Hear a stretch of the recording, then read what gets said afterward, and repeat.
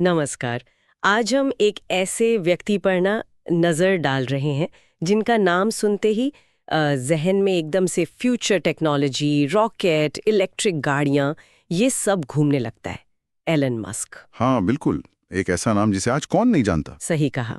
हमारे पास उनके जीवन और काम पर आधारित कुछ नोट्स हैं, तो आज हम इन्हीं के जरिए उनकी जो पूरी यात्रा रही है उसके अहम पड़ावों और उनकी सोच को समझने की कोशिश करेंगे।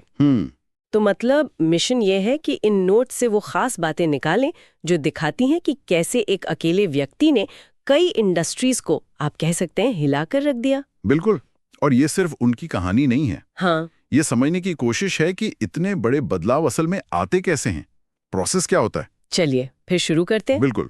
और एलन मस्क का जिक्र आते ही ये समझना जरूरी हो जाता है कि उनकी सोच और उनका काम करने का तरीका वो हमेशा से स्थापित नियमों को चैलेंज करता आया है। तो जो नोट्स हमारे सामने हैं वो इसी सफर की एक झलक दिखाते हैं, कैसे बड़ी लगभग असंभव सी लगने वाली सोच भी हकीकत बन सकती है।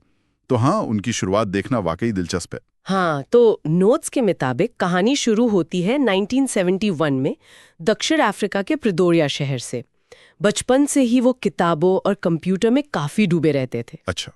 और नोट्स में ये खास तौर पर बताया गया है कि सिर्फ 12 साल की उम्र में उन्होंने ब्लास्टर नाम का एक वीडियो गेम बना डाला, और सिर्फ बनाया नहीं, उसे बेच भी दिया। 12 साल की उम्र में? हाँ, ये बात अपने आप में काफी कुछ कहती है, नहीं? ये वाकई कहती है। और देखिए, नोट्स इस घटना को सिर्फ एक बच्चे के तकनीकी हुनर के तौर पे नहीं दिखाते, वो इसे एक शुरुआती संकेत मानते हैं उनकी जो एंटरप्रेन्योरियल सोच है, एंटरप्रेन्योरियल माइंडसेट जिसे कहते हैं। हाँ, इतनी कम उम्र में सिर्फ कुछ बनाना नहीं बल्कि उसे एक प्रोडक्ट की तरह देखना, उसे बेचना, ये दिखाता है कि आइडिया को बिजनेस में बदलने की वो जो ललक होती है वो शुरू से ही थी। ये सिर्फ कोड लिखने की बात नहीं थी, ये कुछ खड़ा करने की चाहत थी। सही बात है।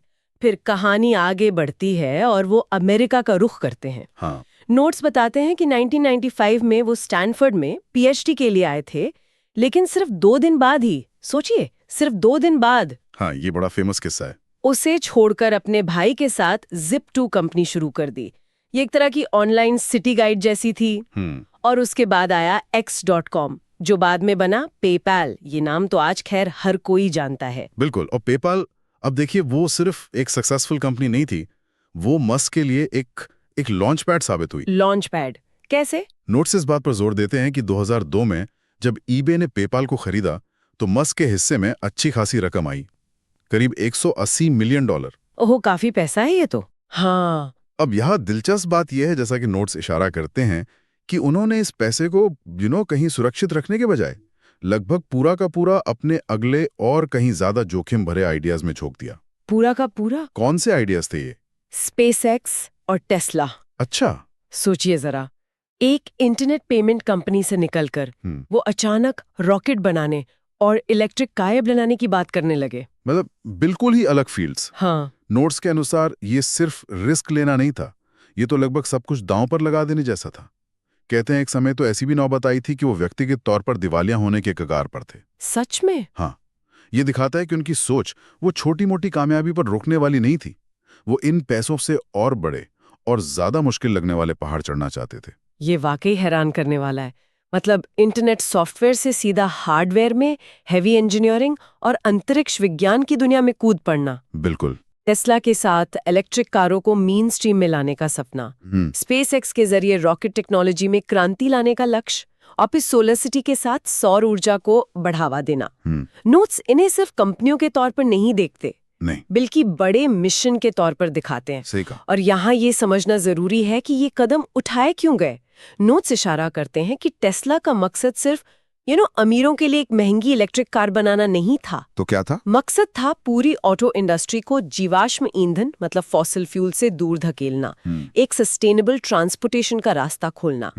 स्पेसएक्स का लक्ष्य था अंतरिक्ष यात्रा की लागत को इतना कम कर देना कि इंसान का स्पेस में आना जाना आम हो सके। अच्छा, वो रीयूजेबल रॉकेट्स वाली बात। एग्जैक्टली, पुनः प्रयोज्य रॉकेट, उस पर हम आएंगे। और सोलर सिटी, जो बाद में टेस्ला का ही हिस्सा बन गई, उसका फोकस था सस्टेनेबल एनर्जी को घरों तक पहुंचाना। तो ये सिर्फ बिजनेस नहीं था, एक तरह से दुनिया के बड़ी समस्याओं जैसे एनर्जी, ट्रांसपोर्टेशन, यहाँ तक कि मानवता का भविष्य, इनको तकनीक के जरिए हल करने की कोशिश थी। काफी हद तक, हाँ। और इसमें जो आकर्षक बात है, जैसा कि नोट्स भी बताते हैं, कि उन्होंने उन इंडस्ट्रीज को चुना जो दशकों से एक तरह से जमी हुई थी, हाँ। जिनमें बदलाव बहुत धीमी गति से आता था। जैसे ऑटोमोबाइल और एरोस्पेस। बिल्कुल। इन स्थापित दिग्गजों को सीधी चुनौती देना, ये उनकी कार्यशैली का एक अहम हिस्सा रहा है। और चुनौती देने के साथ साथ उन्होंने इन क्षेत्रों में वाकई क्रांति ला दी है। मतलब नोट्स में टेस्ला के असर का जिक्र है, कैसे उसने इलेक्ट्रिक गाड़ियों को कूल बनाया। हाँ, ये बहुत बड़ा पॉइंट है। और दूसरी कंपनियों को भी इस दौड़ में शामिल होने पर एक तरह से मजबूर कर दिया। आज सड़कों पर जो इलेक्ट्रिक कारें दिख रही हैं, उसमें टेस्ला का बहुत बड़ा हाथ है। बिल्कुल। टेस्ला ने सिर्फ कार नहीं बनाई, उन्होंने वो पूरा इकोसिस्टम बनाने की कोशिश की। चार्जिंग स्टेशन का नेटवर्क खड़ा किया, बैटरी टेक्नोलॉजी में भारी निवेश किया, सॉफ्टवेयर को कार का अहम हिस्सा बनाया। हाँ, वो ओवर द एयर अपडेट्स वगैरह। सही। और स्पेसएक्स की बात करें तो नोट्स फाल्कन 9 रॉकेट की कामयाबी को रेखांकित करते हैं। ये समझना जरूरी है कि ये रियूजेबल रॉकेट काम कैसे करता है। हाँ, बताइए थोड़ा। देखिए, रॉकेट का जो सबसे महंगा हिस्सा होता है, यानी वो इंजन वाला बूस्टर स्टेज, वो लॉन्च के बाद वापस धरती पर लैंड करता है वर्टिकली। अरे वाह। और उसे फिर से इस्तेमाल किया जा सकता है। ये कुछ वैसा ही है जैसे हवाई जहाज बार बार उड़ान भरते हैं। पहले रॉकेट सिर्फ एक बार यूज होते थे। तो इससे हर लॉन्च की लागत बहुत कम हो गई होगी। हाँ, नाटकीय रूप से कम, मतलब ड्रामेटिकली। नोट्स के मुताबिक इसने न सिर्फ सरकारी एजेंसियों जैसे नासा को मदद की है, बल्कि प्राइवेट कंपनियों के लिए भी अंतरिक्ष के दरवाजे खोल दिए एक तरह से। अच्छा। और इसी कड़ी में आता है फिर स्टारलिंक। स्टारलिंक, हाँ, वो सैटेलाइट के जरिए इंटरनेट देने वाला प्रोजेक्ट। बिल्कुल।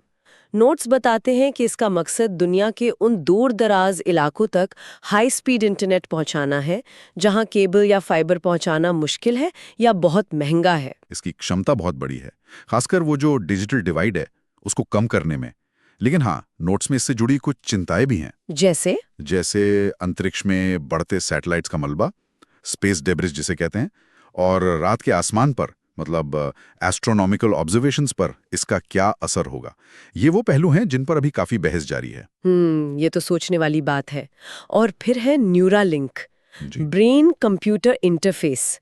ये तो सुनने में बिल्कुल साइंस फिक्शन जैसा लगता है। हाँ, ये तो है। नोट्स इसके बारे में क्या कहते हैं, ये कहाँ तक पहुंचा है? देखिए, नोट्स बताते हैं कि न्यूरालिंक अभी बहुत शुरुआती दौर में है, लेकिन इसका लक्ष्य है दिमाग को सीधे कंप्यूटर से जोड़ना। सीधे दिमाग को? हाँ, इसके संभावित हानि बहुत बड़े हो सकते हैं। जैसे मान लीजिए कोई लकवाग्रस्त व्यक्ति है, वो सिर्फ सोचकर डिवाइस कंट्रोल कर सके, या शायद भविष्य में इंसानी याददाश्त या सीखने की क्षमता को बढ़ाना। बाप रे। जाहिर है इसके साथ गहरे नैतिक सवाल भी जुड़े हुए हैं, लेकिन ये मस्क की उस सोच को दिखाता है जो हमेशा सीमाओं को, मतलब बाउंड्रीज को आगे धकेलने की कोशिश करती है। तो अगर हम इन सबको जोड़कर देखें, टेस्ला, स्पेसएक्स, स्टारलिंक, न्यूरालिंक, ये सब किसी एक बड़ी तस्वीर का हिस्सा लगते हैं क्या? ऐसा लगता तो है। नोट्स इशारा करते हैं कि ये सब मिलकर तकनीक के जरिए मानवता की जो बड़ी चुनौतियां हैं, एनर्जी, ट्रांसपोर्टेशन, कम्युनिकेशन, स्वास्थ्य और शायद हमारा अस्तित्व भी, उनको हल करने के एक बहुत महत्वाकांक्षी प्रयास का हिस्सा है।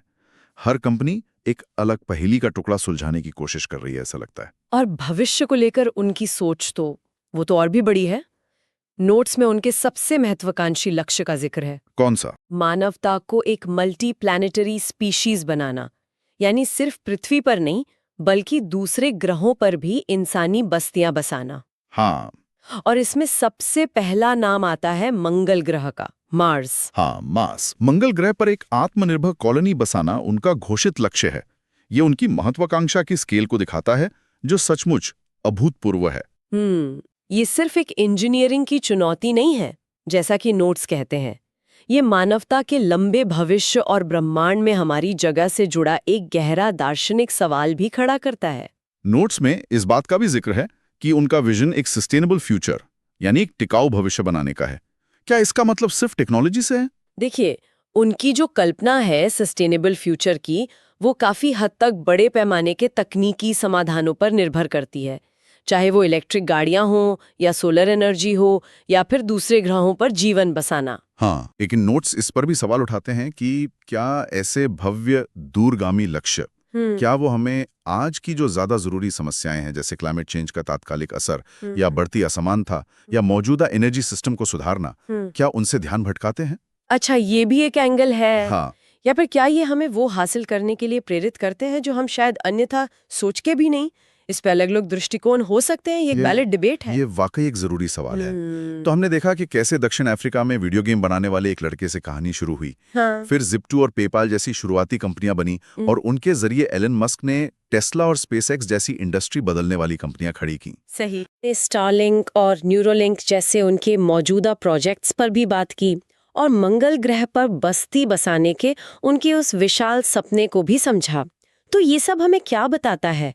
मेरे ख्याल से जैसा कि नोट्स से उभर कर आता है, ये कहानी दिखाती है कि कैसे जबरदस्त इनोवेशन और वो जो हार ना मानने वाली जिद होती है, दृढ़ संकल्प। हाँ, दृढ़ संकल्प, जब वो एक बहुत बड़े विजन के साथ मिलती है तो वाकई दुनिया को बदल सकती है। बिल्कुल।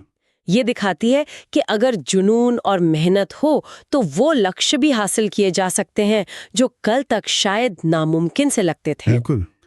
उनकी यात्रा असाधारण तकनीकी सफलताओं, जबरदस्त महत्वाकांक्षा और हाँ, जैसा आपने कहा, कभी-कभी विवादों का भी एक जटिल मिश्रण है। नोट्स भी इस बात को मानते हैं।